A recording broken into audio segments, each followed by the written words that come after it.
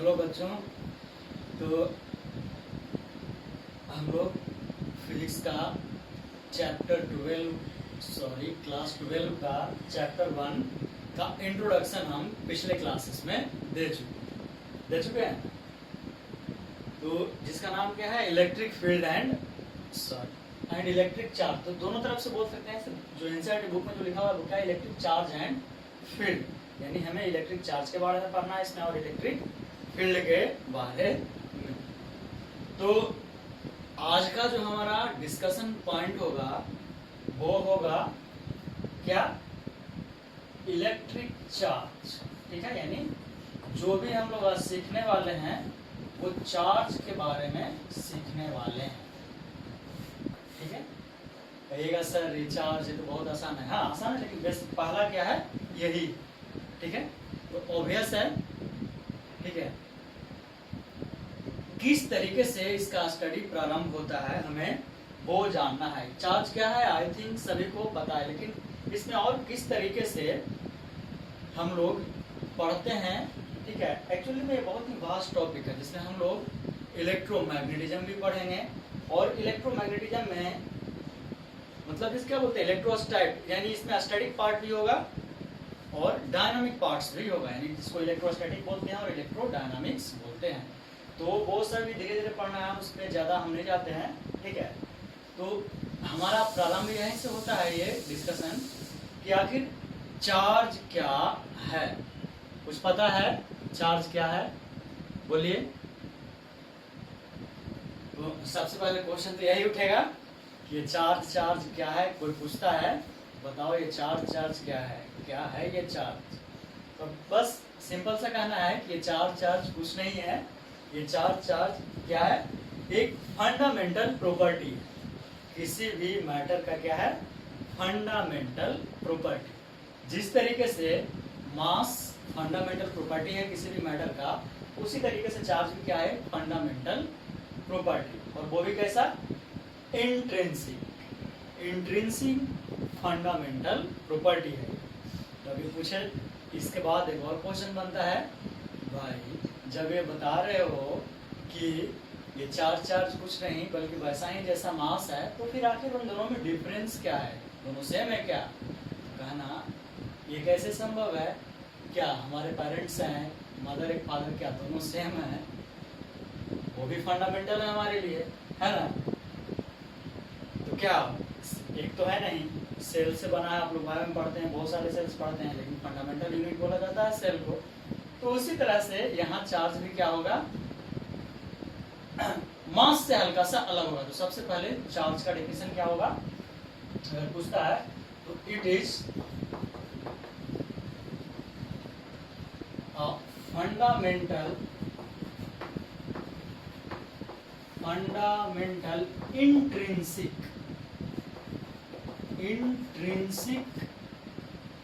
Property of matter, properties of matter. ठीक है, clear है। ये आप क्लास 8 से नहीं पढ़ते आ रहे हो, लेकिन क्लास 6 या 7 से ही है। चार्ज क्या है उसके बारे में हमें जानना है। क्लियर है ये। तो क्या है, एक फंडामेंटल इंट्रिंसिक प्रॉपर्टी है। अब वही कहा कि मास भी तो वही है। तो आखिर क्या डिफरेंसेस है, ये क्वेश्चन पूछा गया है, चार्ज और मास। अगर दोनों फंडामेंटल प्रॉपर्टी है तो दोनों में डिफरेंस क्या है। तो सबसे पहले सुनिएगा कि जो चार्ज होता है तो सब जानता क्या होता है, पॉजिटिव होता है, नेगेटिव होता है। तो बेसिक डिफरेंस क्या होगा, चार्ज पॉजिटिव भी होता है और साथ में नेगेटिव भी होता है। लेकिन मास कभी -10 के लिए हैं क्या, कभी लिए हैं। अपना वजन कीजिएगा तब बोलिएगा कि मेरा क्या है वजन, -50 के जी, -60 के जी, कभी नहीं। हमेशा क्या बोलते हैं, प्लस में ही रहता है हमारा वेट। तो बेसिक डिफरेंस सबसे बड़ा तो ये है कि चार्ज और मास क्या है, चार्ज नेगेटिव और पॉजिटिव दोनों हो सकता है, लेकिन मास सिर्फ पॉजिटिव भी हो सकता है। और इसी तरह से जहां भी चार्ज है, एक और सबसे बड़ा फंडामेंटल प्रॉपर्टी चार्ज का, कि चार्ज अगर कहीं भी एसोसिएटेड है तो वहां मास जरूर होगा। यानी एक चार्ज को हम दूसरे ऑब्जेक्ट पे ट्रांसफर करते हैं, मानते हैं कि ए और बी क्या है, दो ऑब्जेक्ट्स है, अगर इसके चार्ज को हम यहाँ पे ट्रांसफर करते हैं तो चार्ज अकेला नहीं जाएगा, ये जो चार्ज होगा वो क्या होगा, अकेला नहीं जाएगा बल्कि अपने साथ मास को भी ले जाएगा। यानी चार्ज एग्जिस्ट करेगा तो एकदम सर्टेन है कि मास एग्जिस्ट करेगा, लेकिन इसका कन्वर्स ट्रू नहीं है, यानी कि कहीं मास है तो इसका गारंटी नहीं है कि चार्ज होगा ही। ठीक है, यानी क्या हुआ, चार्ज कंटेन्स मास, इसको लिख सकते हैं ना, चार्ज कंटेन्स मास। लेकिन अगर मास में पूछा जाए तो मास में कंटेन चार्ज और may not contain charge. Mass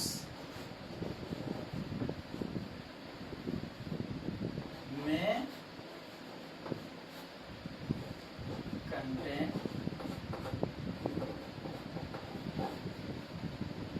charge, यानी ये चार्ज क्या कर सकता है, मैं लिखने का मतलब ये है कि ये कर सकता है, यानी कि गारंटीड नहीं है। ठीक है, और इसी के साथ रेस्ट मास का कंसेप्ट, अगर आपको 11th में याद हो तो हम लोग जो मास लिखते थे, ठीक है, किसी भी किसका मैटर का, तो ये फॉर्मूला देखिए, इसको ध्यान से देखिएगा, mass is equal to m nought under root over 1 minus v square by c square, जहाँ की जो ये m है वो मास ड्यू टू मूवमेंट है यानी मूवमेंट पे जो मास है वो m है, और m नॉट जनरली हम क्या यूज करते हैं, ये आप लोगों को बहुत पहले से पता होगा। m नॉट, यहाँ जो m नॉट है वो क्या है हमारा, m नॉट हमारा रेस्ट मास है, क्या है, रेस्ट मास। तो कोई भी पार्टिकल, मान ले हम ही दौड़ते हैं, जिस समय हम दौड़ रहे होते हैं ना, हमारा स्पीड, सॉरी हमारा, हाँ चलिए स्पीड का भी बात कर लेते हैं, जो ये हमारा स्पीड शो करता है ऑब्जेक्ट का स्पीड, और c शुरू से जानते आ रहे हैं क्या होता है, ये लाइट का स्पीड। तो जब हम दौड़ रहे होते हैं तो जो हमारा मास होता है वो हमेशा ज्यादा होता है, ये ऐसा एक्सपेरिमेंटली पाया गया है। ऑब्वियसली देखिए ये भी हमारा क्या होगा, वैल्यू बहुत कम होगा ना हमारा, ठीक है, ये हमारा वैल्यू बहुत कम होगा। तो अभी हम कंसीडर कर रहे हैं तो हमको लग रहा है तो ये क्या ऑलमोस्ट, अगर ह्यूमन केस लें, ठीक है, लिखते हैं यहाँ पे, अगर हम लोग अपना ह्यूमन केस लें तो हमारा स्पीड कितना हो सकता है, मैक्सिमम 50 to 60 kmph, ये बहुत हो गया kmph। तो उसके कंपैरिजन में c का जानते हैं, c का स्पीड कितना है, 3 × 10⁸ मीटर पर सेकंड, ये बहुत हाई है, तो ये ऑलमोस्ट क्या हो जाता है, 0 के बराबर, तब m ह्यूमन केस में m नॉट के बराबर हो जाता है। लेकिन यही जब स्टडी हो रहा हो किसका, इलेक्ट्रॉन, अल्फा, बीटा, गामा, इन सबों रे का जब डिस्कशन हो रहा हो तो क्या स्पीड इतना 50 के फिर रहेगा, नहीं, ऑलमोस्ट 10⁵ या 10⁶ या 10⁷ के रेंज में रहेगा। ऐसा संभव है। तो ऑब्वियसली रूट में है, माइनस होगा तो 1 से वैल्यू कम आएगा ना, m बराबर m नॉट बाई यहाँ समथिंग मान लिया 0.8 आया, तो ऑब्वियसली जो m का ये वैल्यू क्या हो जाएगा, ये फ्रैक्शन होने के कारण m ग्रेटर देन हो जाएगा ना, एकदम प्रूफ है, एक्सपेरिमेंटली इसको कंसीडर किया गया है। ये है यानी कि रेट, तो क्या क्या डिफरेंस हुआ चार्ज में और मास में, क्या चार्ज पॉजिटिव निगेटिव हो सकता है लेकिन मास सिर्फ पॉजिटिव होगा। चार्ज कंटेन्स मास, यानी चार्ज कहीं भी जाए तो अपने साथ मास लेकर के ही जाएगा, वो अकेले नहीं भाग सकता है, क्योंकि मैटर में इलेक्ट्रॉन, प्रोटॉन यही सब होगा ना, तो वो लेकर के जाएगा, उसका मास होता है, ठीक है। लेकिन मास कंटेन चार्ज कर भी सकता है, नहीं भी कर सकता है। और इसके अनुसार मूविंग ऑब्जेक्ट का, जैसे electron, proton, alpha, beta, gamma जो बहुत ही हाई स्पीड में चलते हैं, उनका जो मूविंग स्पीड होता है वो रेस्ट मास से हमेशा ज्यादा होता है। यानी कह सकते हैं मास डिपेंड्स ऑन स्पीड, कह सकते हैं सिंपल, ये मतलब ये बताने का मतलब ये था ये कह सकते हैं ना कि मास डिपेंड्स ऑन स्पीड, लेकिन charge does not depends on speed. ठीक है, अब अल्फा बीटा गामा रे कितनों स्पीड से जाए उसको कोई फर्क नहीं पड़ता, वो मास जो है वो उतना का उतना ही रहेगा। तो ये फंडामेंटल डिफरेंस होता है। तीसरा डिफरेंस अगर सुन लिए हैं, अगर यहाँ लिखना हो तो क्या, मास डिपेंड्स ऑन वेलोसिटी, एंड यहाँ पे चार्ज क्या हो जाएगा, इंडिपेंडेंट। आपको बढ़िया से आपको अच्छे से लिख देते हैं इसको मिटा कर, ठीक है। ये समझ में आ गया ना, मेन पॉइंट वो था समझाने का। पूछता है कि तुम बोलते हो चार्ज क्या है, ये चार्ज तो वही बता दो कि चार्ज कुछ नहीं क्या है, बस जैसा मास प्रॉपर्टी है फंडामेंटल किसी मैटर का, वैसे ही ये भी है। तो उसको फिर बताओगे नहीं, उसमें कुछ अलग भी है। ठीक है, सुन लिए होंगे, उम्मीद है। अब इसको मिटा करके हम आगे बढ़ते हैं।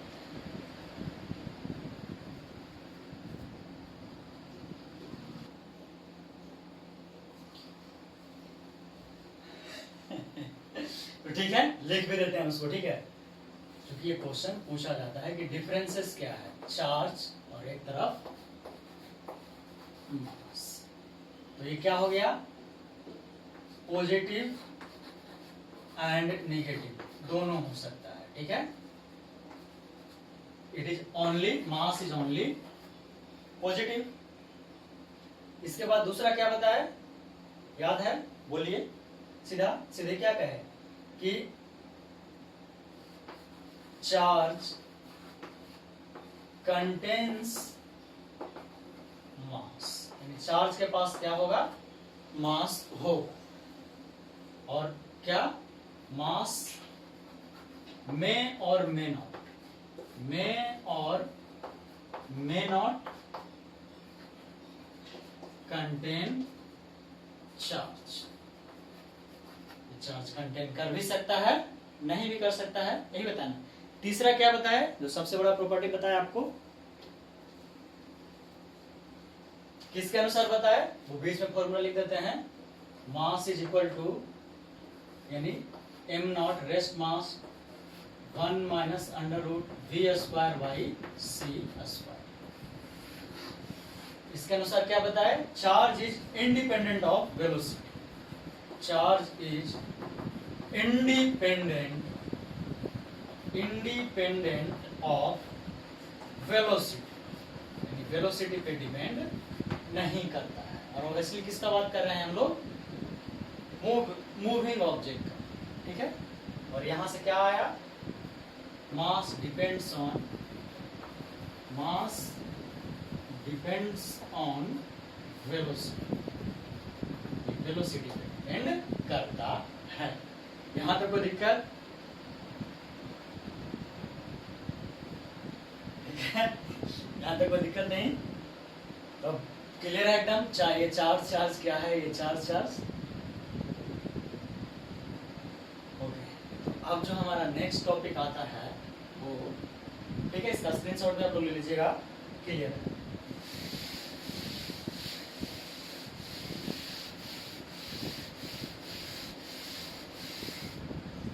वही जो अब फिर से जो पढ़ते आ रहे हैं, कंजर्वेशन। जिस तरह से मास का कंजर्वेशन पढ़े हैं, एनर्जी का कंजर्वेशन पढ़े हैं 11th में, कंजर्वेशन ऑफ चार्ज, यानी सिंपली क्या, सिंपल टर्म में क्या, charge can neither be created nor be destroyed. यही ना पढ़े थे, एनर्जी में भी वही करते हैं, energy can neither be destroyed nor be created. क्या बोला, कोई बात नहीं, ठीक है। यही केस है हमारा क्या, चार्ज में। चार्ज can't be created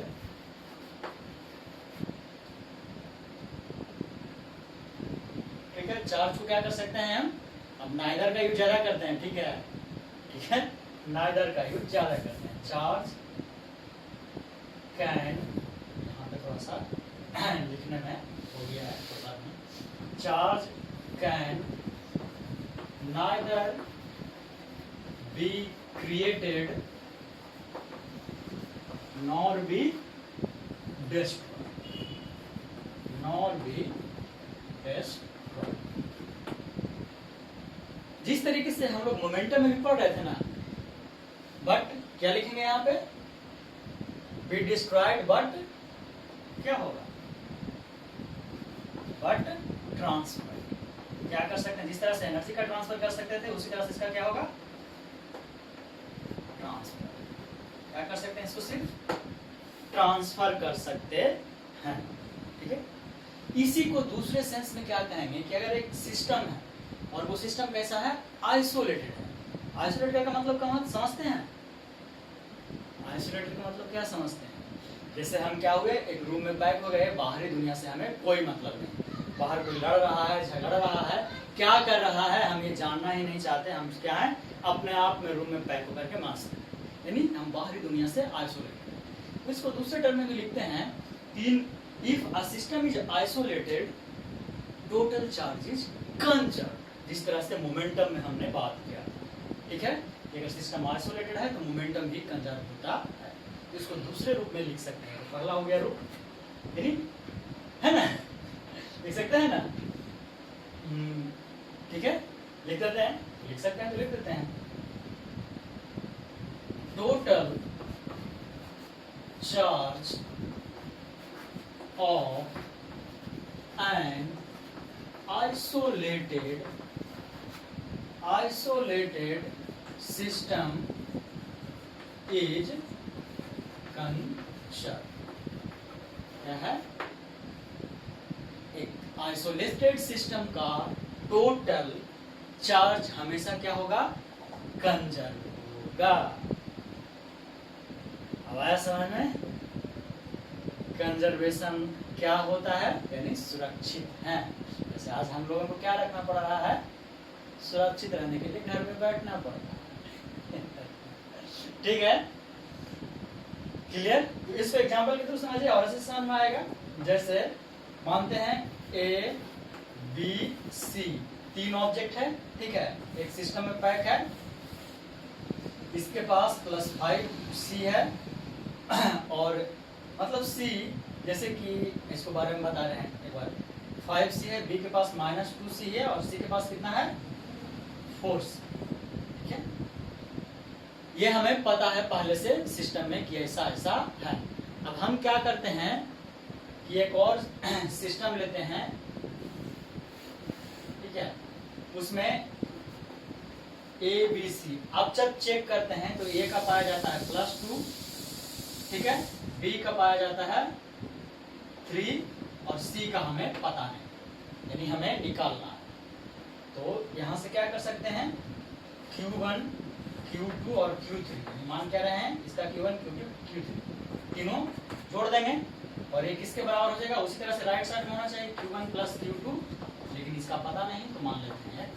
माने क्या है, x ना मान करके छोटा q भी मान सकते हैं, अच्छा लगेगा। तो क्या हो जाएगा, तीनों का ऐड कीजिए तो 5 4 9 में से हो जाएगा 8, यानी इधर बच गया 8 is equal to Q1 Q2 3 2 5 + Q, इनको वैल्यू निकालिए 5C, क्या आ जाएगा Q बराबर कितना आ जाएगा, यहाँ से Q बराबर क्या आ जाएगा, स्मॉल q बराबर 8 - 5 3C, यानी इसका आंसर क्या होगा।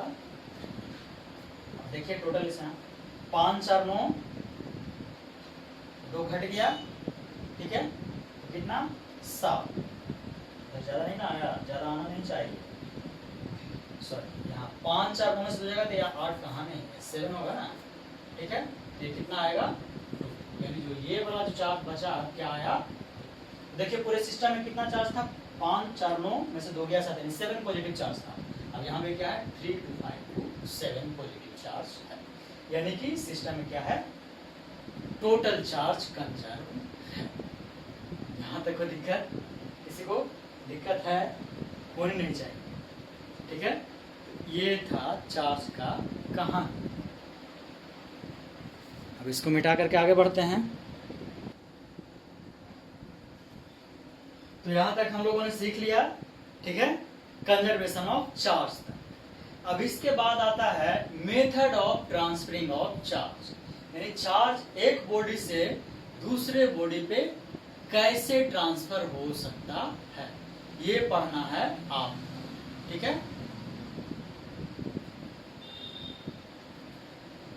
उसके पहले कुछ बेसिक था जो मिस किए थे उसको बताते हैं। जैसे चार्ज का जो एसआई यूनिट होता है, ठीक है, जो एसआई यूनिट होता है वो क्या होता है, कूलम, ठीक है, क्या, कूलम, जिसको हम लोग क्या करते हैं, सी से डिनोट करते हैं, ठीक है। तो मेथड पढ़ना है। उसके पहले हल्का सा एक और टॉपिक बता दें आप लोग, हालांकि केमिस्ट्री में भी आपने पढ़ा है, क्वांटाइजेशन पढ़ा था ना, जब पढ़ रहे थे प्रिंसिपल क्वांटम नंबर, उसी समय बताया गया था क्वांटाइजेशन। यहाँ भी हल्का सा क्वांटाइजेशन के बारे में जाना, quantization of charge, quantization of charge, ठीक है। देखिए इसको पहले समझते हैं। जैसे इसका मतलब है क्वांटाइजेशन में कि एक फिक्स्ड अमाउंट, जैसे कि मान लिया क्लास में बैठे हैं आप लोग और आपसे क्लास टीचर पूछते हैं आज कितने बच्चे एब्सेंट हैं, तो क्या आप ये कहेंगे सर आधे बच्चे एब्सेंट हैं, या हाफ, 1.5 यानी 1.5 बच्चे एब्सेंट हैं? हमेशा क्या कहेंगे, या तो एक बच्चे एब्सेंट है, या तो 2 बच्चे एब्सेंट है, या 3, यानी क्या होगा, हमेशा इंटीजर के टर्म में ही आप बताइएगा। अब उसी तरह से अगर पूछेंगे कि प्रेजेंट कितने हैं, तो वही बोलेगा 20 हैं, 25 हैं, कभी बोलिएगा 20.5 है, कभी नहीं। तो उसी तरह से चार्ज हमेशा क्या होता है, क्वांटाइज होता है, यानी या तो एक चार्ज होगा, या 2 चार्ज ट्रांसफर होगा, या 3 चार्ज, कभी भी 2 ऑब्जेक्ट के बीच आधे चार्ज का ट्रांसफर नहीं होगा, कभी नहीं होगा। तो ये इसका मतलब है क्वांटाइजेशन। इसी कारण इसको देते भी किससे हैं, Q बराबर ±N, जहां N क्या है, इंटीजर है, और E क्या है, charge on electron, charge on electron. और कितना होता है, 1.6 इंटू 10⁻⁹ 19 कूलम, ठीक है। तो क्वांटाइजेशन का मतलब समझ में आया, यानी कोई भी चीज होगा तो आधा नहीं होगा, 1.5 नहीं होगा, 1.25 नहीं होगा, बल्कि ट्रांसफर चार्ज होगा तो 1 होगा, या तो क्या होगा, 2 होगा, ठीक है। तो इसका मतलब हुआ क्वांटाइजेशन का कि क्या, चार्जेस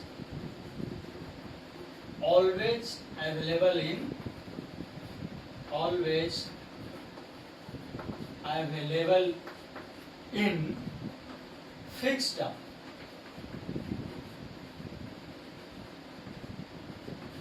कहने का मतलब समझिएगा, ये क्या होगा, एक इंटीग्रल मल्टीपल में ही होगा, हाफ नहीं हो सकता है। जैसे वही जो एग्जांपल लिए थे, जैसे लेते हैं A है और B है, A के पास 5 इलेक्ट्रॉन है और B के पास क्या है, 3 इलेक्ट्रॉन, ठीक है। तो अगर ये अपना इलेक्ट्रॉन इसके साथ शेयर करना चाह सकता है, या तो डायरेक्ट देना चाह सकता है। मान लिया कि इसका वैलेंस शेल में एक इलेक्ट्रॉन क्या है, ज्यादा है, एक इलेक्ट्रॉन लूज करके क्या बन सकता है, ये अस्टेबल बन सकता है। तो क्या ये आधा इलेक्ट्रॉन लूज कर सकता है, कभी नहीं। ये हमेशा क्या करेगा, एक इलेक्ट्रॉन ही लूज करेगा, ठीक है। और इसके पास चला है, कहने का मतलब समझिए, कभी भी चार्ज का ट्रांसफर आधा नहीं होगा, हमेशा इंटीजर होगा। अब ये पॉइंट क्लियर हुआ, यही समझाना चाह रहे थे, सब कुछ क्लियर है, ठीक है। तो स्टडी करने के दौरान ये पाया गया कि जो स्मॉलेस्ट चार्ज होगा, जो स्मॉलेस्ट चार्ज अवेलेबल होगा, वो होगा 1 इलेक्ट्रॉन के बराबर। वो क्या होगा, इंडिपेंडेंट होगा, ठीक है। वो क्या होगा, इंडिपेंडेंट। तो इसको, इस पॉइंट को नोट डाउन कर सकते हैं, हालांकि कोई खास पॉइंट नहीं है, लेकिन फिर भी इंपॉर्टेंट है। द स्मॉलेस्ट इंडिपेंडेंट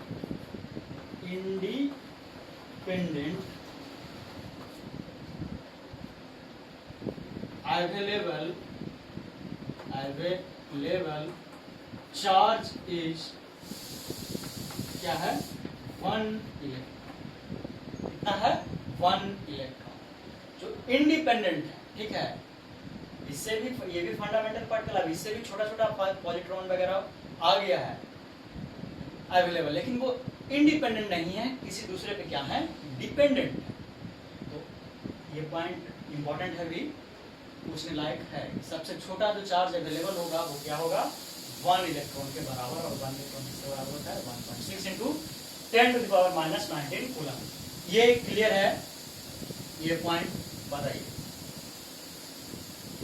ये है quantization of charge, clear.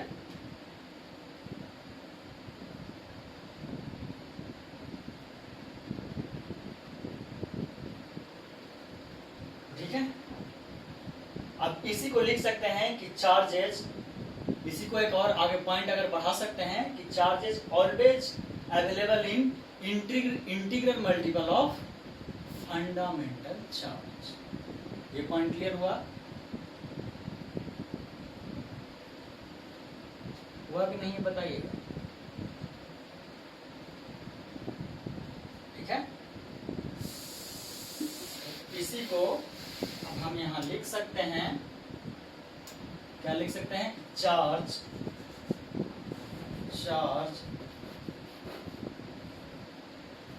Is always available in integral multiple of किसके फंडामेंटल चार्ज, ठीक है। ये है द स्मॉलेस्ट इंडिपेंडेंट अवेलेबल, उसको क्या बोलते हैं fundamental of the fundamental charge. 1 electron हो सकता है, 2 हो सकता है, 3 हो सकता है, इस प्लस माइनस में रहेगा ऑब्वियसली सारा का सारा। यहाँ तक कोई दिक्कत है किसी को तो बोलिए, एकदम बेसिक कंसेप्ट है इसमें।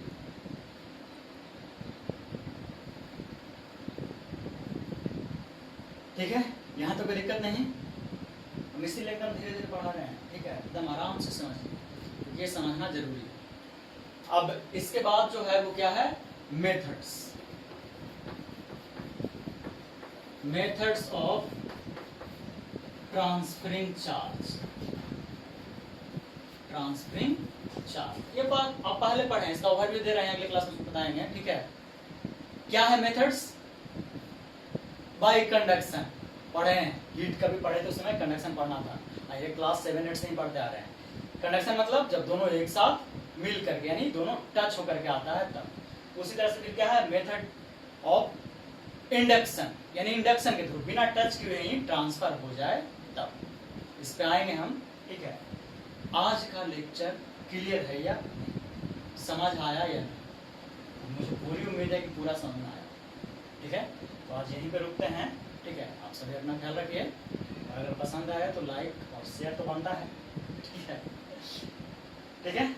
तो आज के लिए यहीं, जय हिंद जय भारत।